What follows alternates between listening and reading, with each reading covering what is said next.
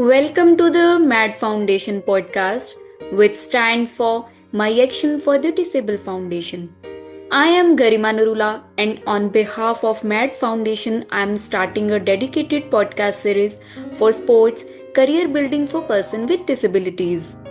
आज के इस एक्सक्लूसिव पॉडकास्ट सीरीज के फर्स्ट एपिसोड के लिए मेरे साथ हैं डॉक्टर निधि मिश्रा.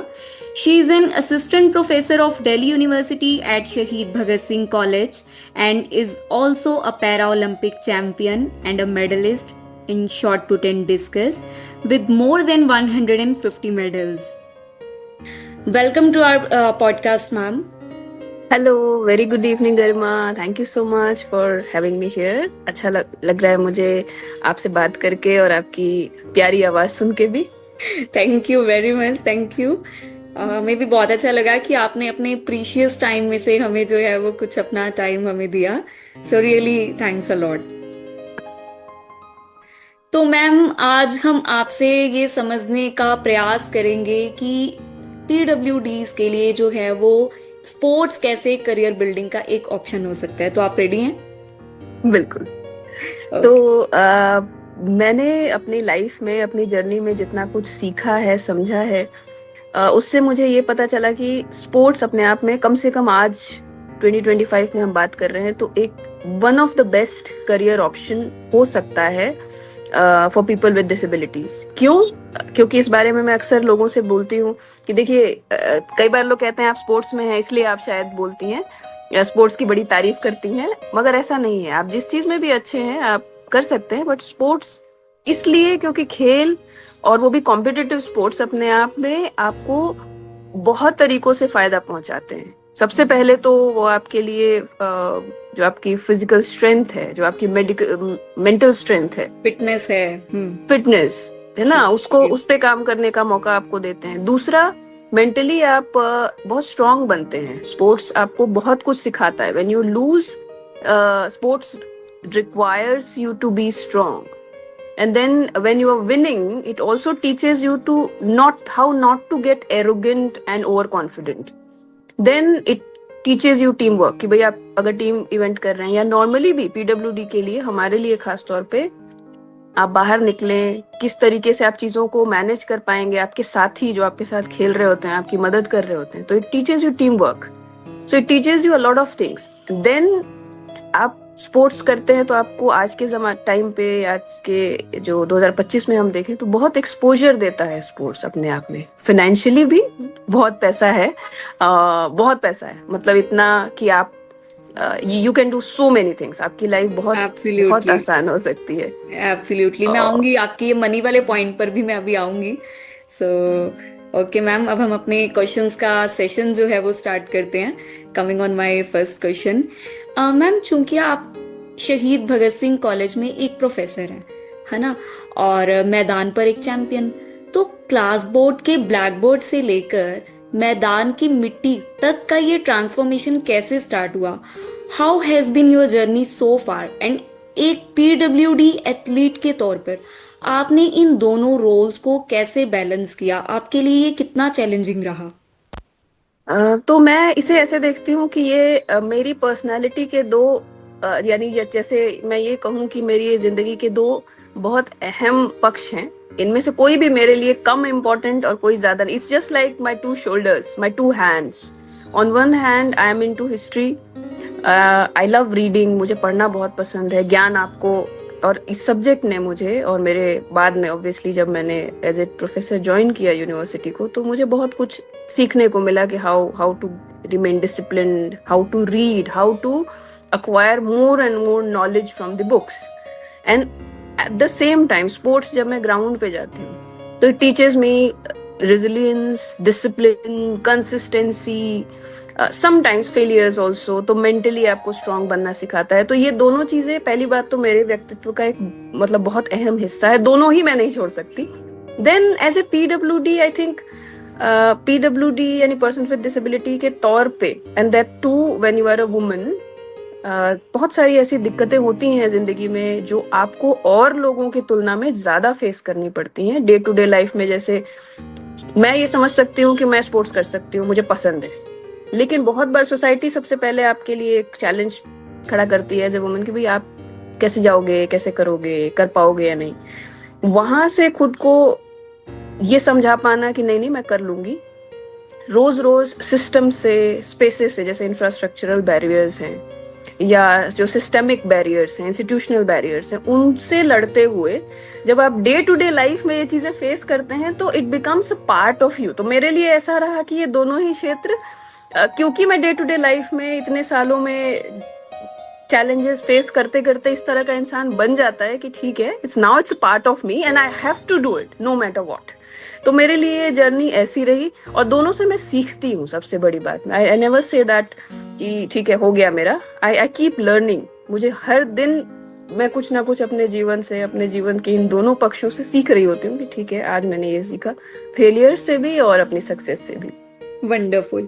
तो मैम हमें ये भी बताइए कि आपने आपने जैसे बोला कि मुझे पढ़ना शुरू से ही पसंद था, आप इंटेलिजेंट थी, तो आपका स्पोर्ट्स के साथ आप कैसे जुड़ी? स्पोर्ट्स में आपने अपना जो है वो स्टेप कैसे लिया? अच्छा, तो पढ़ाई के साथ साथ क्या है कि मैं जब स्कूल में पढ़ा करती थी, जब मैं बहुत मतलब प्राइमरीज की बात है ये, जब मैं थर्ड फोर्थ में रही होंगी, उस वक्त मैं लोगों को देखती थी खेलते हुए स्कूल में। और चूंकि मैं लो विजन थी तब, और I could not play what I wanted to play. बहुत बार जैसे बैडमिंटन वगैरह है, वो सारे गेम्स स्कूलों में होते हैं, जनरली बच्चे खेलते हैं, या इवन स्केटिंग भी, मुझे स्केटिंग भी बड़ा पसंद हुआ करता था, बैडमिंटन भी, तो वो मैं कर नहीं पाती थी, बट मैं देखती थी लोगों को कि लोग कर रहे हैं। और जब अपने गांव में जाया करते थे हम लोग समर वेकेशंस में, तो वहां अपने कजन्स के साथ, गांव के खेल तो ऐसे ही होते हैं, तो मुझे पसंद था ये। बट प्रोफेशनली मैंने टेकअप किया जब मैं कॉलेज में आई, दिल्ली यूनिवर्सिटी के इंद्रप्रस्थ कॉलेज में। Then I got to know कि there is something called para sports. तो मुझे वो बड़ा फैसिनेटिंग लगा कि अच्छा, लगता है ये वो पॉइंट है जहां से शायद मैं स्पोर्ट्स की जो मतलब स्पोर्ट्स में, कॉम्पिटिटिव स्पोर्ट्स में आने की जो मेरी एक चाह है, उसे पूरा कर सकती हूँ। और from there that point onwards my sports journey begin. और मैंने देन आई नेवर स्टॉप्ड। उसके बाद से फिर मैंने एक्सप्लोर करना शुरू किया। It took me some time to you know decide my own disciplines, but then college में आने के बाद जब मुझे इंफॉर्मेशन मिली, though I was quite late as compare to many of the athletes and sports persons, but मुझे लगता है कि इंफॉर्मेशन मुझे जब मिली तब मैंने शुरू किया, और उसके बाद there was no looking back. तो वहां से शुरू किया मैंने। मीन्स आपने, आपकी जो जर्नी है वो कॉलेज से आके स्टार्ट हुई, लेकिन फिर भी आपने इतनी जल्दी इतना कमाल कैसे कर दिया? मीन्स 150 मेडल्स जीतना अपने आप में एक बड़ी बात है। अब मैं नेक्स्ट क्वेश्चन आपका इसी से रिलेटेड पूछूंगी कि you have a more than 150 medals, but जब आपने पहला मेडल जीता, then how was your feeling? And क्या आपने उसी मोमेंट पर डिसाइड कर लिया था कि आप स्पोर्ट्स को ही अपना प्रोफेशनल करियर बनाएंगी? यहाँ मुझे अच्छी तरह याद है कि जब मैंने खेलना शुरू किया था, जैसा कि मैंने कहा, मुझे मालूम नहीं था, मुझे बहुत लेट पता चला पैरा स्पोर्ट्स का। तो जो मेरा पहला कंपटीशन था, तो when I went there were lot of athletes, बहुत सारे लोग थे जो सब कुछ जान रहे थे। आपको मैं बड़ा ये सरप्राइजिंग लगेगा जान के कि जब मैं पहली बार खेलने गई थी, तो मेरे पास जो स्पाइक्स होते हैं दौड़ने के लिए वो नहीं थे, मेरे पास प्रॉपर ट्रैक सूट नहीं था, क्योंकि मुझे आइडिया नहीं था इन चीजों का कि कैसे होता है। I was very conscious.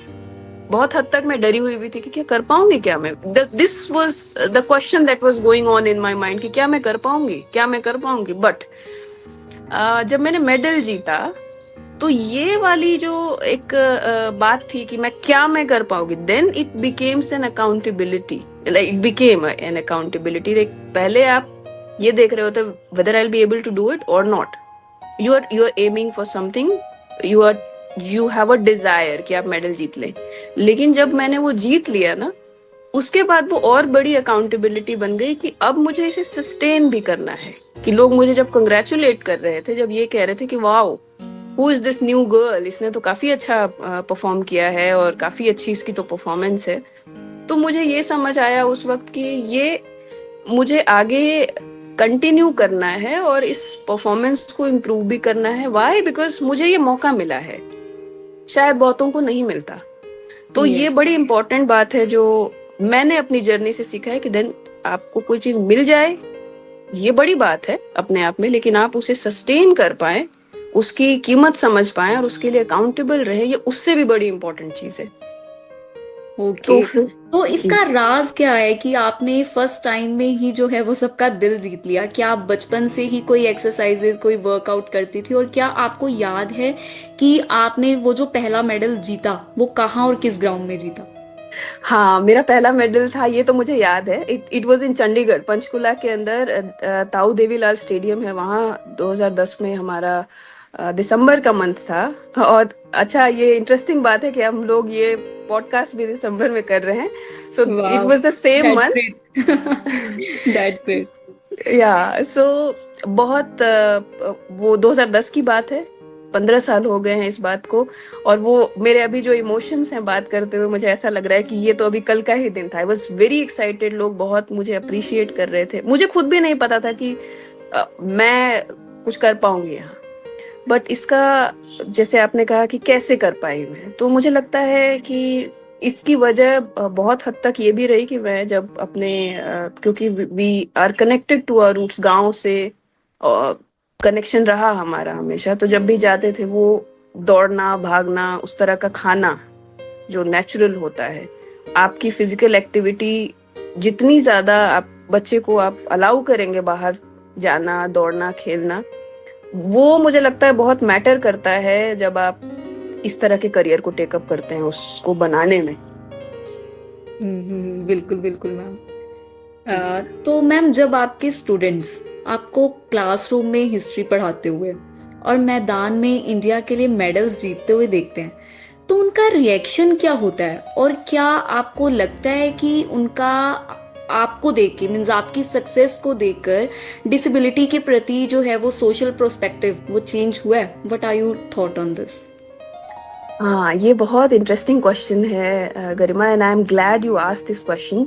So my students when they, क्योंकि they see me as a professor, as a teacher, but when they got to know that okay, she is also into sports, she plays, she wins medal, और जब भी हम खेलने जाते हैं बाहर भी, तो they watch the live streaming of the tournaments. तो जब हम कभी आते हैं और वो सामने से, तो इनिशियली मैंने जो रिएक्शन लोगों का देखा है, बच्चों का भी, नई जनरेशन का, कि पहले वो बड़े क्यूरियस रहेंगे, फिर उन्हें बड़ा सरप्राइजिंग लगता है ऐसे कैसे, because you are blind, you can't see. आप कॉलेज में भी हैं तो यू नीड सम असिस्टेंस जब आप क्लास जा रहे हैं या कई सारी चीजों के लिए। And then they see you performing at that global stage with the confidence, you are winning medal. तो इट स्टार्ट्स फ्रॉम क्यूरियोसिटी कि आप खेलती कैसे हैं, आप ट्रेनिंग कैसे करती हैं, देन सरप्राइज कि अच्छा ऐसा भी कर सकते हैं। बट ये बहुत अच्छी बात है और मैं इस चीज को एक्नॉलेज करती हूँ, इसलिए मैं आपके साथ शेयर भी कर रही हूँ कि now most of my students, now they have started to see it in a very different perspective. मुझे बहुत सारे मेरे स्टूडेंट्स ने कहा कि मैम, आपको देखते हैं, आपकी स्पोर्ट्स की अचीवमेंट्स को और इन चीजों को, हमें जो चीज लगती थी पहले कि अरे ये कैसे हो सकता है, अब हमें लगता है कि नहीं, डिसेबिलिटी कुछ नहीं है। We now we see the abilities in a very different way. हम इसे बहुत नॉर्मलाइज करके देखते हैं कि नहीं, ये तो it's very much part of us, our society. तो उनका पर्सपेक्टिव बहुत हद तक चेंज हुआ। सो मुझे लगता है कि ये बहुत बड़ी बात होती है कि एक पूरी जनरेशन एक अवेयरनेस के थ्रू जब गुजर रही होती है, तो वो आने वाले समय के लिए भी बहुत अच्छा होता है, क्योंकि ये नई जनरेशन है। If they are getting to know about people with disabilities and what they do, what their life is like, and when they start to recognize and acknowledge people coming from disability fields, so it's very important, and it plays a very important role in our society, and of course it will also contribute towards our national future, because these are the people who are going to be leading our nation, they are going to be here for long. तो ये बहुत important है, और मेरे experience में ये मैंने महसूस किया है इस पॉजिटिविटी को। एब्सोल्युटली, कि आप मीन्स स्टूडेंट्स में भी जो है वो और कलीग्स में भी एक क्यूरियोसिटी आती है कि कैसे ये सब मैनेज करते हैं। और जब तक आप वर्क प्रोफाइल पे रहते हैं तो शायद उनमें इतनी क्यूरियोसिटी नहीं होती, जैसा कि आपने कहा। उनको ऐसा ही लगता है कि नहीं, इनको तो क्लासरूम में जाने के लिए भी असिस्टेंट चाहिए, है ना। बट जब वो आपको एक डिफरेंट बैरियर पे देखते हैं तो उनकी थिंकिंग में चेंज आता है। बिल्कुल सही बात। तो जैसे अभी आपने बताया कि स्टूडेंट्स का प्रोस्पेक्टिव क्या है ना। तो आपने डिफरेंट डिफरेंट कंट्रीज में जाके आपने खेला, तो अब तक आप कितनी कंट्रीज में गए, और वहां पे जो है वो नॉर्मल लोगों का, नॉर्मल पीपल का जो है वो प्रोस्पेक्टिव आप लोगों को देख के उनकी थिंकिंग क्या होती है, मीन्स आप लोगों को देख के उनका रिएक्शन क्या होता है? मैंने जितने जैसे यूरोपियन कंट्रीज, मैंने majority of the European countries में मैंने ट्रैवल किया है, खेला है। एशिया में भी जैसे चाइना को हम देखें, चाइना हमारा पड़ोसी देश है, बट जो पॉपुलेशन है उसे देखें और कंट्री का जो जोग्राफिकल आप ये देखें, बहुत हद तक हम लोग एंशिएंट सिविलाइजेशन वाले देश हैं, हम दोनों ही, चाइना भी और हमारा देश भी। तो वहाँ भी मैंने कई टूर्नामेंट्स खेले हैं। तो जिस तरह का रिएक्शन लोगों से देखने को मिलता है, तो दो तरीके की बातें यहाँ पे होती हैं, क्योंकि स्पोर्ट्स अपने आप में एक ऐसा फील्ड है, एक ऐसा डोमेन है जहाँ आप एक व्यक्ति को एक वॉरियर की तरह देखते हैं, ठीक है। तो वो चीज आप हमेशा फील्ड पे महसूस करेंगे। बट जब आप एक नॉन स्पोर्ट्स बैकग्राउंड के व्यक्ति से मिलते हैं, जो एक लेमैन है, जिसका स्पोर्ट्स से कोई लेना देना नहीं है, तो उनके लिए शायद एक व्यक्ति जो किसी तरह की विकलांगता से या किसी तरह की डिसेबिलिटी से इफेक्टेड है, वो उसको बहुत दूसरे तरीके से देखते हैं। दे बेसिकली एक पिटी के तौर पे कि अरे बेचारे। बट स्पोर्ट्स का यही बहुत एक मुझे लगता है एक सबसे बेहतरीन बात है स्पोर्ट्स की, कि आपको ग्राउंड में जब तक आप हैं, आप एक वॉरियर हैं वहां, और हर कोई आपको एक वॉरियर के तौर पे ही देखता है, सेलिब्रेट करता है। प्लस एक जो सबसे इम्पोर्टेंट चीज और आखिरी बात मैं आपसे ये कहूंगी कि देखिए, जब हम ग्राउंड में होते हैं ना, जैसे मैंने कहा, हमें वॉरियर के तौर पे देखा जाता है, ये एक बात है। प्लस हम जब मेडल जीतते हैं, जब मैंने भी जैसे इंडिया के लिए जब मेडल जीता अपने देश के लिए, तो वहां मेरी आइडेंटिटी सिर्फ एक पर्सन विद या वुमेन विद डिसेबिलिटी की नहीं रही। वहां I am celebrated as a hero, as a person who brought laurel to the country. तो you are giving something back to your people, your country. तो it is very very important for us to understand कि हम society को और अपने देश को return में दे क्या रहे हैं। सो स्पोर्ट्स आपको वो अपॉर्चुनिटी भी देता है। तो मैंने अपनी जो दूसरे देशों में भी जो मेरे कलीग्स हैं स्पोर्ट्स करते हैं, जो उनकी जर्नी से भी और खुद वहां पे भी खुद को रख के भी ये पाया है कि लोग आपको इन्हीं दृष्टिकोणों से देखते हैं जब आप स्पोर्ट्स फील्ड में होते हैं। नॉर्मली उनका रिएक्शन बहुत डिफरेंट होता है, जैसे मैंने आपको कहा, वो पीटी के तौर पे भी मैं देख सकते हैं, आपको देखते हैं बहुत सारी जगहों पे जहां पता नहीं हो। बट स्पोर्ट्स मेन के तौर पे आप हमेशा हमेशा एक ग्लोरियस बेसिकली पिक्चर में पाएंगे खुद को, जो भी आप। जी, यस। तो अब हम आएंगे मैम अपने, जैसा कि हमारा जो थीम है कि as a sports career building for person with disabilities, अब इससे रिगार्डिंग मैं आपसे कुछ क्वेश्चंस लूंगी। तो जैसे मैम, अगर कोई पीडब्ल्यूडी पर्सन जीरो से स्टार्ट करना चाहता है, और स्पोर्ट्स में करियर बिल्ड करने का स्टेप बाय स्टेप प्रोसेस क्या है, एंड सही खेल क्लासिफिकेशन चुनने से लेकर पहली नेशनल चैंपियनशिप तक पहुंचने का सही रोड मैप क्या है? ओके, सो इसको मैं दो हिस्सों में आपको आंसर करूंगी। पहले मैं आपको ये बताती हूँ कि एक नया बच्चा अगर है या नया कोई एथलीट है जिसे बिल्कुल फ्रेश शुरू करना है स्पोर्ट्स, उसे पसंद है और वो शुरू करना चाहता है, तो वो कैसे करे। और दूसरा करियर ऑप्शंस के तौर पे, क्योंकि हमें लाइफ भी अपनी चलानी है, we are complete human being, हमारी जिंदगी के और भी बहुत सारे पक्ष होते हैं, तो हमें वो भी देखना है। सो टू बिगिन विथ, जब आज के समय पे खास तौर पे मैं ये कहूंगी कि बहुत लकी है हमारी आज की जनरेशन कि आपके पास इंटरनेट है, आपके पास रिसोर्सेज की कोई कमी नहीं है। अगर कहीं हम जा नहीं सकते इमीडिएटली, तो एटलीस्ट हम ऑनलाइन बहुत सारी चीजें देख के इंफॉर्मेशन गैदर कर सकते हैं। तो पहला स्टेप तो ये होगा कि अगर किसी को शुरू करना है तो वो ये डिसाइड करे या सोचे कि उसे पसंद कौन सा गेम है। फॉर एग्जाम्पल, जैसे मुझे एथलेटिक्स करना था तो मैंने किया, हो सकता है किसी व्यक्ति को शूटिंग पसंद हो, उसे ना पसंद हो आउटडोर गेम्स, हो सकता है किसी को स्विमिंग पसंद हो। तो अगर एक बच्चा है जो हमें अब खुद खिलाड़ी बनना चाहता है और हमें सुन रहा है, या उसके पेरेंट्स या उसके पड़ोसी, उसके स्कूल के कोई टीचर सुन रहे हो, तो मैं उनसे कहूंगी कि आप उस बच्चे के टैलेंट को पहचान के सबसे पहले तो आप ये फिगर आउट कीजिए कि उस बच्चे की इंटरेस्ट क्या है। देन अगर उसका इंटरेस्ट कुछ है तो आपको देखना है कि क्या उसमें वो स्ट्रेंथ है, या उसके लिए कोई और बेहतर स्पोर्ट्स हो सकता है। इन दोनों चीजों के बाद आप ये कर सकते हैं कि नियर बाय कोई भी आपके पास अगर ग्राउंड है, आप बिना देर किए बच्चे को उस कोच के पास ले जाएं। उसे बेसिक फिटनेस, मैं बेसिक क्योंकि आपके हाथ पैर में या आपकी जो भी स्ट्रेंथ है उसके हिसाब से बहुत जरूरी है कि आप फिट हों, आप घूमते फिरते हों, आप अपने आप को एक्टिव रखें। Then comes another important part, यहाँ से टेक्निकलिटीज शुरू होती हैं।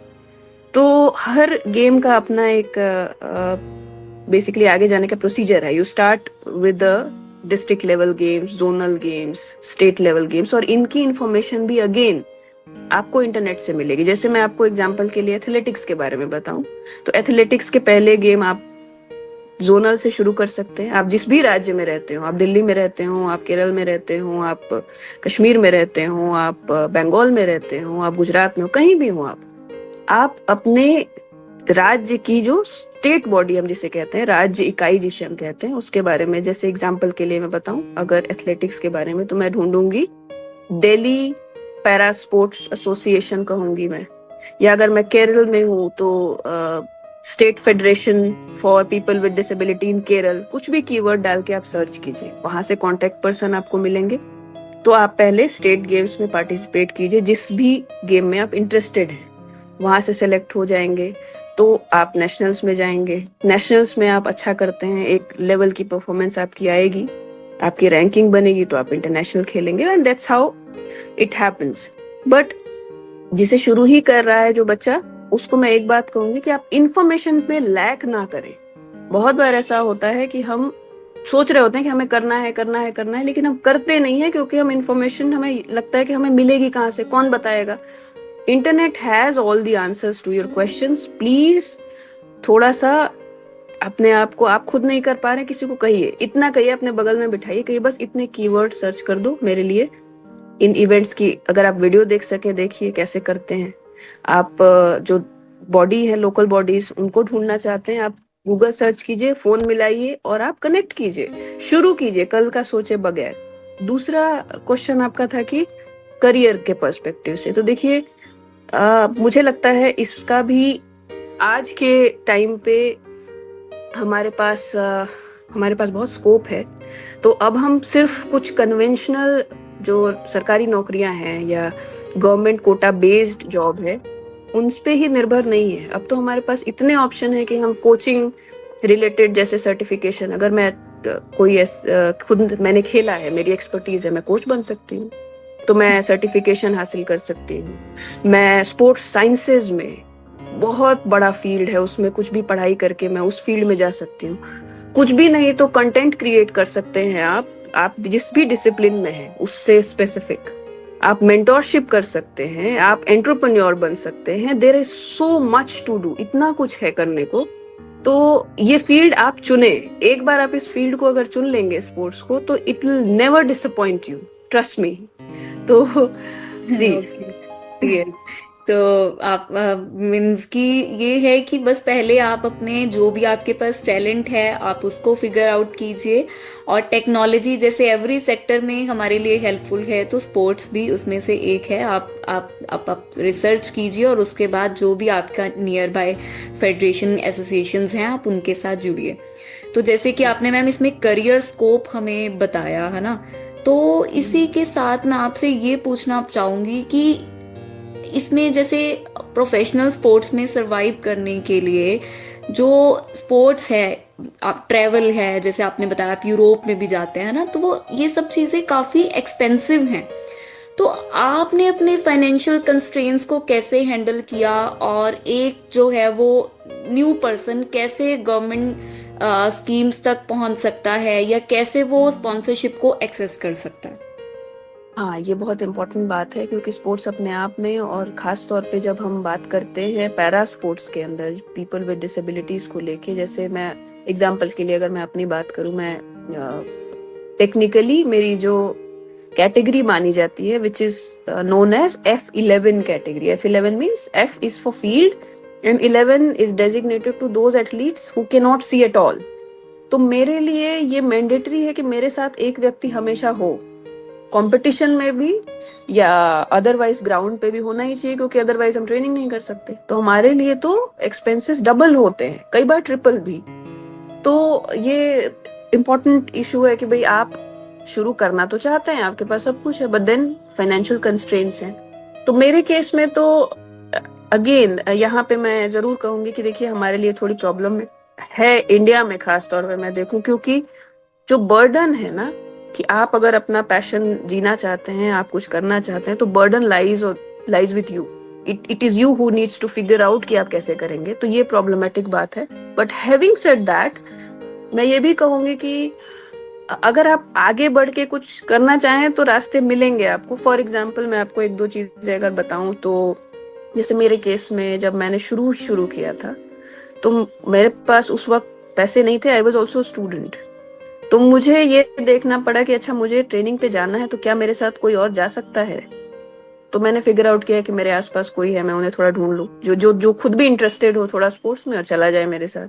आई could not afford cab then, so I would go by DTC bus. Then उसके बाद जब एक बार आप थोड़ा बेसिक परफॉर्मेंस भी अगर आप अचीव कर लेते हैं ना, उसके बाद आज के टाइम पे बहुत सी ऐसी कंपनीज हैं, प्राइवेट वेंचर्स भी हैं, जो स्कॉलरशिप स्पॉन्सरशिप ऑफर करते हैं. तो यदि कोई यंग एथलीट है या उसके पेरेंट्स हैं, तो मैं ये कहूंगी कि एक बार अपने बच्चे को बस शुरुआत में थोड़ा सा आप कोशिश कीजिए कि उसकी मदद हो जाए. एक बार वो परफॉर्मेंस किसी भी टूर्नामेंट में अच्छी दे देता है, तो सबसे पहले तो उस मेडल के ही पैसे सरकार ही देती है पहले तो वो आपकी मदद हो जाएगी. कुछ दूसरा, आप स्पॉन्सरशिप के लिए अप्लाई कर सकते हैं. आप लिख सकते हैं कंपनीज को उस बच्चे की जो परफॉर्मेंसेज हैं, उसकी अचीवमेंट्स है, उस डॉक्यूमेंट के अटैचमेंट के साथ. सो रास्ते हैं, डिफिकल्ट है थोड़ा.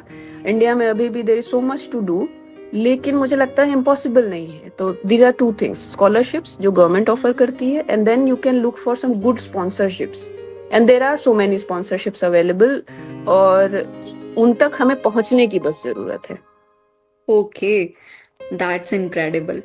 मैम, आप तो बहुत ब्रेव हैं, है ना, कि आप प्रोफेसर भी हैं और आप चैंपियन भी हैं. लेकिन अगर कोई बर्डिंग PWD मीन्स कोई ऐसा पर्सन जो ओनली स्पोर्ट्स में ही अपना करियर बनाना चाहता है, अब लिसनर्स को थोड़ा हमने चैलेंजेस तो बता दिए, लेकिन उनको ये भी पता लगना चाहिए कि अगर वो एक बार सक्सेसफुल हो जाते हैं तो क्या इसमें मनी है, मीन्स क्या वो अपना स्पोर्ट्स के दम पर अपना घर चला सकते हैं.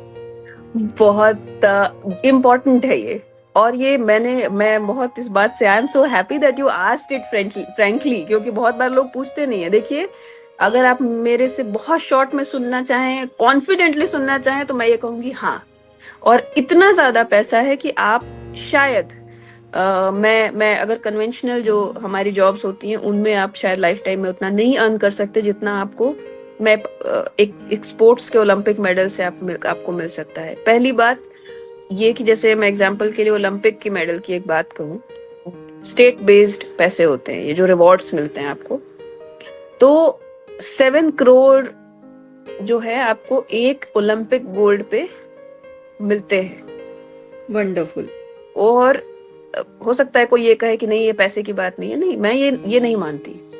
ठीक है, हम अपने देश के लिए भी बहुत कुछ करते हैं, हमें मोटिवेशन वहीं से आती है, लोग हमें रिकॉग्नाइज करते हैं, रेस्पेक्ट करते हैं. बट देन स्पोर्ट्स एक एक्सपेंसिव वेंचर है, और हमें अपनी जिंदगी के बारे में भी सोचना होता है कि भाई जब हमारा एज ढल जाएगा, या मान लीजिए हम स्पोर्ट्स नहीं कर पा रहे हैं, तो हमें अपनी जिंदगी का भी देखना है. तो स्पोर्ट्स आपको वो 100% वो गारंटी इंश्योर करके देता है कि आप अपनी जिंदगी में डिसअपॉइंट नहीं होंगे. जब आप खेल रहे हैं तब भी आपको रिकॉग्निशन है, आपके पास पैसा है, आपको जॉब मिलती है.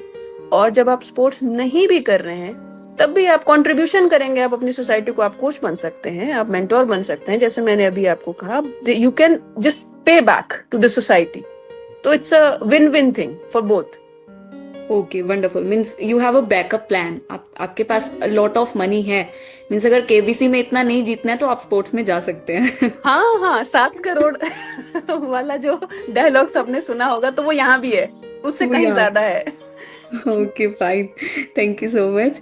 और एक क्वेश्चन मैं आपसे और लूंगी कि आपकी जो पीएचडी है वो फोक फोक सॉन्ग्स पर है ना? तो संगीत आपकी जो स्पोर्ट्स की मेंटल फटीग को दूर करने में आपको कैसे हेल्प करता है? क्या आपको लगता है कि एक जो प्लेयर की मेंटल स्ट्रेंथ और उसका इमोशनल बैलेंस कितना इम्पोर्टेंट है? देखिए, ये ऐसा है कि अगर हम इमोशनली बैलेंस्ड नहीं है जैसे, तो ये ऐसा ही है कि कोई मशीन है कोई, और वो उसका सॉफ्टवेयर नॉन फंक्शनल है। सो ये हमारे लिए as a sports person physical strength उतनी ही इम्पोर्टेंट है जितनी मेंटल स्ट्रेंथ। इनफैक्ट मैं ये कहूँ तो मेंटल स्ट्रेंथ आपकी और मेंटल स्टेबिलिटी आपकी कहीं ज्यादा इम्पोर्टेंट है। ये ऐसा है कि कई बार आप जैसे डिस्टर्ब हो किसी चीज से, आप तो आप फोकस नहीं कर पाएंगे अपने गेम पे। और इस कॉन्टेक्स्ट में जो म्यूजिक है वो एक थेरेपी की तरह काम करता है। वो आपके जो इमोशनल जो आपका पार्ट है, या जो इमोशंस का आपके रेगुलेशन है, उसको बैलेंस आउट करता है, वो रेगुलेट करता है।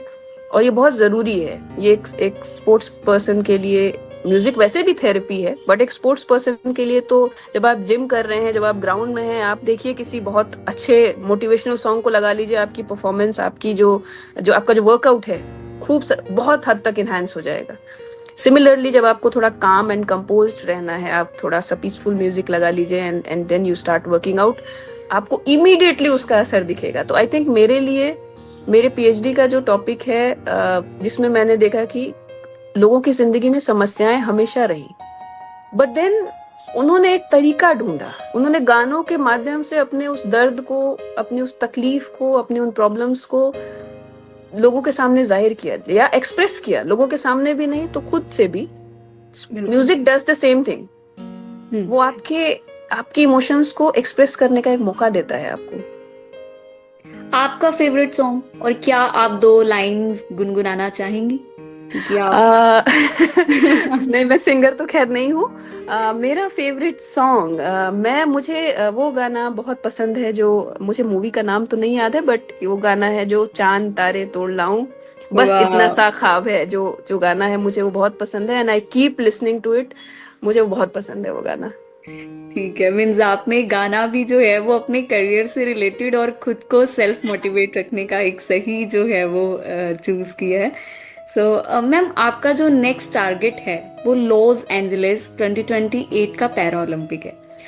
आप, क्योंकि एक मेरा प्रोफेसर है, मैं बार बार ये चीज को पॉइंट आउट कर रही हूँ क्योंकि आप ऑलरेडी वर्किंग हैं, तो आप कैसे, आपकी क्या day to day routine life है? आप अपनी प्रिपरेशन कैसे उसके लिए कर रहे हैं, और आप खुद को कैसे सेल्फ मोटिवेटेड रखते हैं? अपना जो सीक्रेट मंत्र है वो जरा हमारे साथ शेयर करें। ओके, सो सबसे पहले तो जैसे आपने भी कहा, हाँ, क्योंकि मेरी फुल टाइम जॉब है और प्लस ये टीचिंग की जॉब है, जिसमें मेरे काम के ऊपर बहुत सारे लोगों का भविष्य निर्भर करता है, तो वहां भी मुझे बहुत ध्यान देना होता है। बट जैसे मैंने शुरू में कहा कि स्पोर्ट्स अगेन मेरा पैशन है, और पढ़ाई भी। तो सवेरे डेली उठने के बाद मैं अपने आप को ये रिमाइंड कराती हूँ कि भाई, जो आपका बॉडी है वो एक उसका एक मतलब it's a time bound thing है ना। उसकी एक लिमिटेशन है, उसका एक, it works in a time bound manner. Same goes for the opportunity. आपके लिए जो मौके मिलते हैं आपको, वो भी टाइम बाउंड ही है, वो आपको हमेशा नहीं मिलेंगे। तो मोटिवेशन रहे ना रहे, ये हार्श रियलिटी है। जो मैं खुद को, मोटिवेशन कई बार ऐसा होता है आपको नहीं आती मोटिवेशन, लेकिन आपको ये याद दिलाना होता है कि भाई ये समय जो है वो दोबारा नहीं आएगा, ये मौका नहीं आएगा। अगर लॉस एंजलिस 2028 में है, वो दोबारा मुझे नहीं मिलेगा, नो मैटर मैं मोटिवेटेड रहूं या ना रहूं। तो इम्पोर्टेंट यहाँ ये रहता है मेरे लिए कि जब मेरे पास वो अपॉर्चुनिटी है, तो मैं उसके लिए उस अपॉर्चुनिटी को बेसिकली मैं इसे कैश करना नहीं कहूंगी, बट ग्रैब करने के लिए मैं कितनी तैयार हूँ। तो इस मोटिवेशन से आप कह सकती हैं, या इसी एनर्जी के साथ मैं डेली काम करती हूँ कि ठीक है, this is my time, this is my opportunity, और नो मैटर वॉट मुझे इसे ग्रैब करना ही है और बेस्ट वे में करना है। तो आप प्रिपरेशन के लिए मीन्स क्या आप स्टेप्स फॉलो करते हैं? स्पोर्ट्स के जैसे मैं सुबह उठती हूँ, मेरा अगर आप रूटीन देखें तो मैं I wake up early in the morning. So सुबह उठ के ग्राउंड डेली नहीं जाते हम, but at least I try to do some exercises at home. मेरे पास अपने इक्विपमेंट्स हैं। तो वर्कआउट करने के बाद ब्रेकफास्ट किया। ब्रेकफास्ट के बाद usually I have my classes, online classes scheduled in the morning also, तो वो करना होता है। Then I just finish my classes by 12 और 1 and I take my lunch, I get ready and go to college. फिर वहां से आने के बाद इवनिंग में I reach back home by 8 sometimes 9। और नेक्स्ट डे की प्रिपरेशन, जैसे कि मैंने कहा, teaching it requires a lot of effort. आपको अगले दिन के लिए पढ़ना भी है, आपको अपने लेक्चर्स प्रिपेयर करना है, आपको बच्चों के असाइनमेंट्स हैं वो भी देखने। तो वो रात के 9 से स्टूडेंट्स 12 को टीच करने से पहले आपको खुद पढ़ना पड़ता है। इसीलिए मैं आपके प्रोफेसर वाले जो आपकी जॉब है उसको बार बार पॉइंट आउट मैंने किया, क्योंकि वो एक एफर्ट जॉब मांगती है और हार्ड वर्किंग है, दोनों ही चीजें। तो कोशिश करती हूँ मैं इन बिटवीन, जैसे संडे मेरा ऑफ है तो संडे मैं स्टेडियम चले जाऊँ, थोड़ा ज्यादा टाइम दे दूँ। और अदरवाइज वीकडेज में एटलीस्ट कि सुबह उठ के मैं कोशिश करती हूँ कि मैं अपने उठने के बाद मेरा जो वर्कआउट है वो कर लूँ, चाहे वो मैं 1 घंटा कर पाऊँ या 2 घंटा कर पाऊँ, depending upon my schedule, but I do it. और इसीलिए करती हूँ मैं क्योंकि मेरे ये ग्रैंडफादर ने एक बार मुझे कहा था कि आप किसी चीज को अचीव करने के लिए जितनी मेहनत करते हैं ना, स्पोर्ट्स के कॉन्टेक्स्ट में स्पेशली वो मुझे कह रहे थे ये बात कि देखो होता क्या है कि जब आप किसी चीज को अचीव कर लेते हो तो आप कई बार बहुत इररिस्पॉन्सिबल हो जाते हैं या आप लेजी हो जाते हैं। इट्स ओके, ठीक है, छोड़ो। लेकिन आप शायद इस बात को एहसास नहीं करते कि जितना दिन आप बीच में गैप करते जाते हैं, फॉर एग्जाम्पल मैंने प्रैक्टिस 1 दिन मिस की, 2 दिन, 3 दिन, 4 दिन, you are basically losing your distance centimetres by centimetres. उन्होंने मुझे इन टर्म्स में समझाया कि आप थ्रो करती हैं डिस्कस, आप ऐसे समझ लीजिए कि आप जितने दिन ट्रेनिंग नहीं कर रही हैं, आप सेंटीमीटर्स में अपने थ्रो के डिस्टेंस को कम कर रही हैं।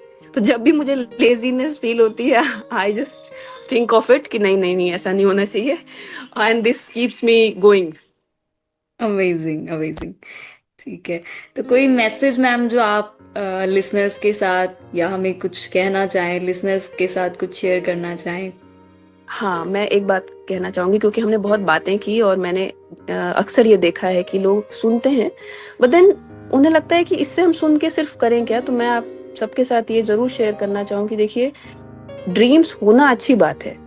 अगर आप कोई सपने नहीं देखेंगे तो आप शायद आगे बढ़ने के आपके अंदर मोटिवेशन ना हो, लेकिन उससे ज्यादा अहम ये होता है कि आप उन ड्रीम्स को रियलिटी बनाने के लिए क्या स्टेप्स ले रहे हैं। सो हैव बिगर ड्रीम्स, ठीक है, बढ़िया सोचिए, बढ़िया सपने देखिए, लेकिन एट द सेम टाइम उस ड्रीम को रियलिटी बनाने के लिए एफर्ट करना, उसे एग्जीक्यूट करने के लिए प्लान्स बनाना, उस पर काम करना सबसे पहले। So have the structure ready, have your plans ready with you, so that आपको ये ना हो कि कल की डेट में जब आपके सामने अपॉर्चुनिटी आ जाए तो आप ये सोचे अरे मैं तो इसके लिए रेडी ही नहीं था।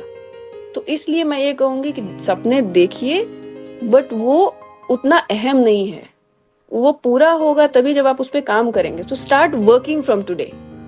आपने कुछ सोचा तो जी। Absolutely. Thank you so much ma'am, thank you very much for being our very first guest. और really you are a true champion, not just in a sports but in life as well. It was an absolute honour to hear your story. So दोस्तों, ये था MAD Foundation की sports series का पहला episode.